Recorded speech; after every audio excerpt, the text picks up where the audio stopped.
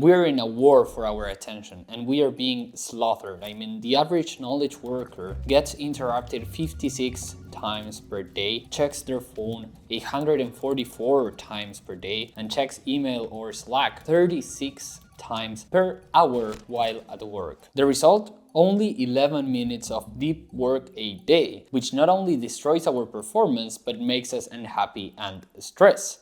Because we want to get stuff done. We don't want to stay busy all day long while not checking off our items in our to-do lists or accomplishing anything of value. But that's exactly what happens. We have turned ourselves into a modern day Sisyphus. In case you haven't heard the story, in Greek mythology, Sisyphus is a man whom the gods punished by requiring him to push a boulder up a mountain. And each time he reaches the peak, the stone rolls back down and he has to push it back the mountain all over again for eternity. And this is a little like ending our exhausting work days without being able to point to a single significant accomplishing and knowing that tomorrow you'll push that boulder all over again. Fortunately though, we haven't been punished by Zeus and we do have the ability to break free from this perpetual state. And in this video we are going to see exactly how to do so. Now, I'm Fran, a certified coach in high performance integrative nutrition and neuroscience-based productivity. I was trained by the world's leading experts in each field, and in this channel we explore how to take our mind, energy, and productivity to the highest level. So to understand why this is happening and how to solve it, you first need to understand a bit about how your brain works and why it looks for distractions all day long, because there is a biological reason why you are always struggling with your tasks. Now, you might wonder why, even if you're working on something you would theoretically enjoy doing, you don't. Even if it truly matters to you, you don't feel the slightest motivation to do it. You don't enjoy your work, so you procrastinate and you don't get anything done, but then you feel bad about not getting anything done and you rinse and repeat the whole process, honoring that Sisyphus metaphor. If you clicked on this video, you might have heard of the flow state, that state of effortless effort where you basically become one with the task you're doing. You are hyper-focused and present and all your cognitive resources are allocated to the task at hand. You might think of these two states as completely opposite, but it turns out that they are two sides of the same coin. And something I've learned while becoming a high flow coach and being trained by the world's leading experts on the topic is that, as opposed to what most people think, flow is not a binary system. It does not work like a light switch where it's on or off. It is a cycle with 4 distinct phases. We have a struggle, release, flow, and recovery. So it all starts with trying to focus on the task at hand, and it gets harder and harder, especially if that task is challenging us at a high level, which is a precondition to then getting into flow, and we need to use more and more willpower to stay focused on that task. So after 7 to 15 minutes maybe, you feel and follow the urge to check social media for just a tiny bit. You do this because these social media apps are specifically designed to hijack you at a biological level and mess up with your pleasure center in the nucleus accumbens in the brain, and you crave that shockingly addictive dopamine release the most when you are having a hard time engaging in whatever it is you set out to do. And in fact, we do need some sort of release. It's the second part of the flow cycle, and it's the step between the struggle and the flow. However, this rest you're taking is not a quick release break that will then get you closer to flow. We'll dive into how to take those breaks later in the video. It is a break that gets new information in your consciousness and therefore resets the flow cycle. So when you come back to the task at hand, you start that cycle again and you stay in the struggle phase all day, every day. And you don't realize that if you resist the urge for just a bit longer, you'll then enter a mini release phase and then you'll get straight into flow.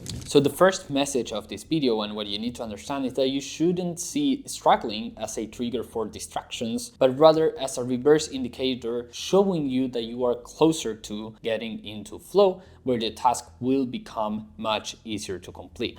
Now, if you think about what 99% of the people are doing, they are all operating this way and staying in the struggle phase. And the upside of this is that you have a massive competitive advantage within reach. If you learn how to do meaningful, high priority work without giving in to distractions, you are going to be able to blaze past that distracted dopamine seeking competition. And all of this is becoming increasingly rare and increasingly valuable. unreliable. People just can't focus. They just can't get anything of value done even after hours of sitting in front of the computer. And the goal of this video is to give you some tools to fix your attention span, to eliminate distractions, get past that struggle phase, and drive yourself deep into flow state more and more consistently. And in order to achieve all these wonderful things, we are going to look at how to design your environment to avoid distractions, how to dominate the urge to get distracted.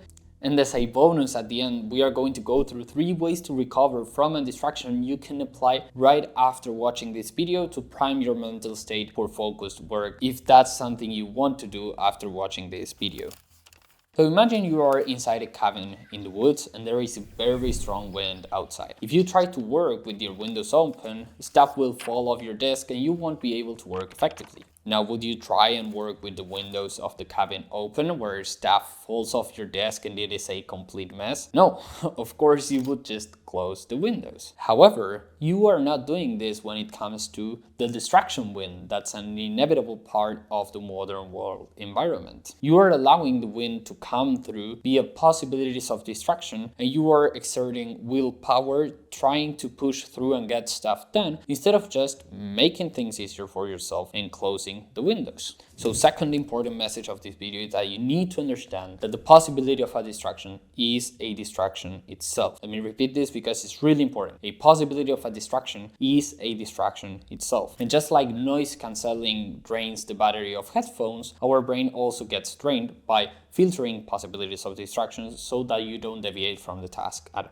hand. Just like I mentioned in a previous video about 3 mistakes you're making daily that destroy your focus, if I were to have my phone next to me, I would be exerting willpower and dedicating cognitive resources to blocking that distraction because I do want to record this video and I don't want to grab my phone, but the phone being there, even though I'm not using it, is already distracting me and draining my brain. So the solution is to take a completely different approach, and instead of playing defense, you play offense. Instead of using your willpower to deal with distractions, you remove the possibility to get distracted in the first place. Instead of fighting against the wind, you just close the windows and suddenly your cabin becomes a focused temple. So these are 3 steps you can implement right away to implement the offense strategy and build the focused temple for yourself. And the third one is by far the most important, and we are going to be spending a bit of more time in that. Firstly, you want to block sites and apps you get distracted with. It might seem easier to remove possibilities of distraction in your physical environment, but we now have tools that can help us do so in our digital environment as well. Something you might want to implement is to set a timer for the time you want to focus on the one thing you'll be working on, and then use a website and app blocker so that you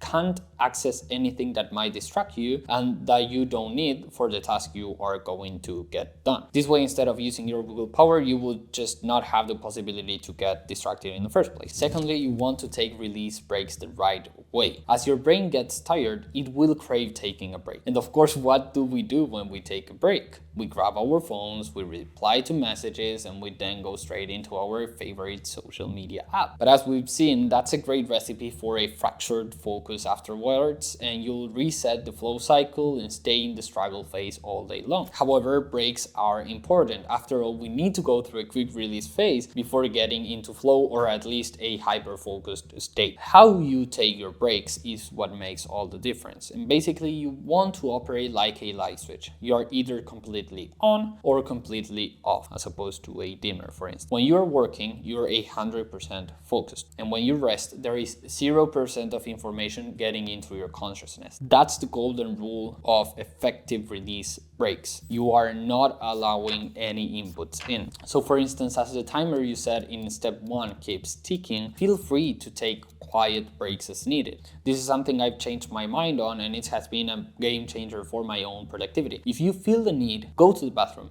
go outside and stretch your legs, do a quick meditation or breath work, do whatever you want without letting any information in. This will allow you to maintain a high level of focus throughout the whole day. I call these preventative breaks, and you want to take them so that you don't end up exhausted after your first focus session and then deviate to your distraction of choice as a result for the rest of the day. day. Thirdly, you want to keep your phone out of sight and out of touch. This is by far the most important change you could make. And if you only apply one thing from this video, let it be this one. Smartphones distract us when they are on, off, in our pockets, or on a table, and they command our attention even when they are not our own. This is not only important for your work, but for your relationship. Imagine bringing people into a lab, split them into two groups. One group sits down and chats with someone they've never met while a smartphone is visible on the table next to them. The other group sits down and chats with someone they've never met while a notebook is visible rather than the smartphone. Guess what? The group with the smartphone inside reports a significantly diminished quality of interaction versus the group that didn't have the smartphone inside. Now, the phone wasn't blowing up with notifications and it wasn't even their phone, but the mere presence of that smartphone diminished the quality of their interactions. Researchers call this the iPhone effect, and it's the number one thing that destroys our ability to connect deeply with others. So if you want to build great relationships, make sure to make this a habit in and outside your focus temple. So by eliminating possibilities of distraction through intelligent environment design, we are tackling the problem at the root core. But as you've been doing the exact opposite of what we are describing for way too long, deviating to distractions has become a deeply ingrained habit, even if there is no triggers nearby. Of course, by adding friction and not having easy access to distractions, you make things easier for yourself, but you'll still find that you will go after your phone that you left in another room, that you won't block the websites, etc., etc. So designing our environment is absolutely necessary, but it is not sufficient. We need to rewire our brains so that we can dominate the urge to get distracted.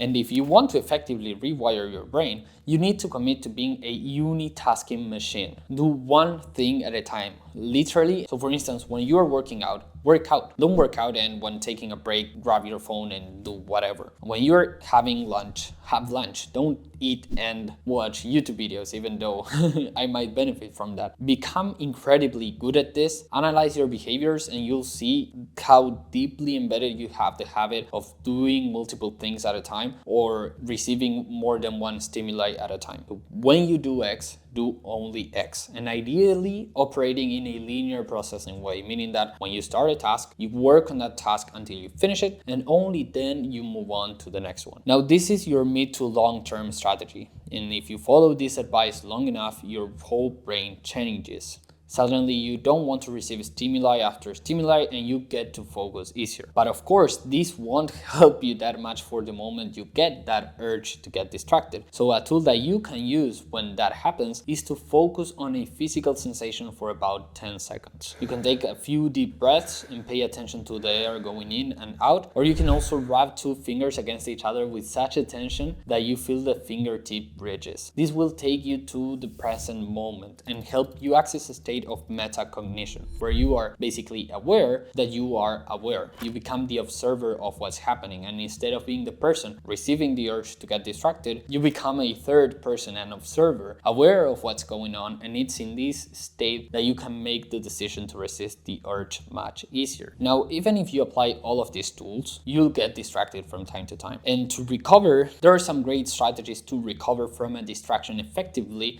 and be able to focus afterwards, and it's all about changing your mental state. So as promised at the beginning, this is the 3-tool bonus to help you do so.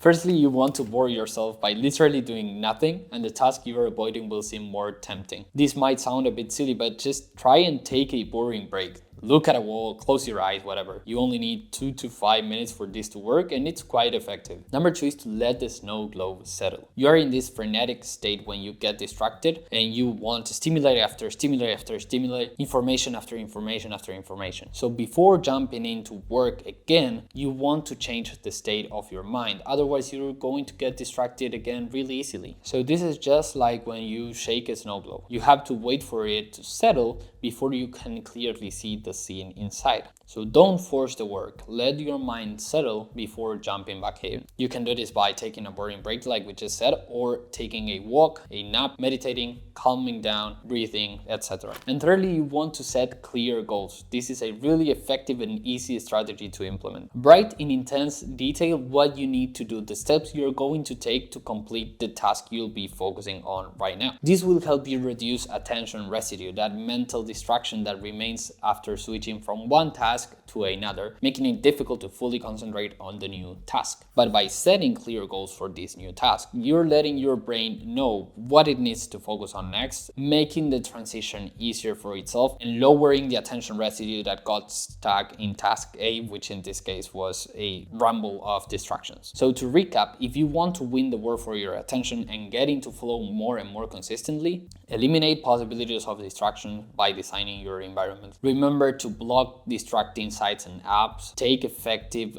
release breaks, and keep your phone out of sight and out of touch. And you want to rewire your brain for focus by becoming a unitasking machine in all the areas of your life. When the distraction urge hits, remember you have the tool to focus on a physical sensation for 10 seconds to enter a metacognition state and choose to let the urge pass. Finally, change your mental state to recover from a distraction. Work yourself, let the snow globe settle, and set clear goals to reduce attention residue. This was a deep dive into fixing the third of 3 mistakes you do daily that destroy your focus, motivation, and productivity. If you want to learn more about the other 2, make sure to watch the video appearing on the screen. Thank you so much for your time and good luck building your focus temple.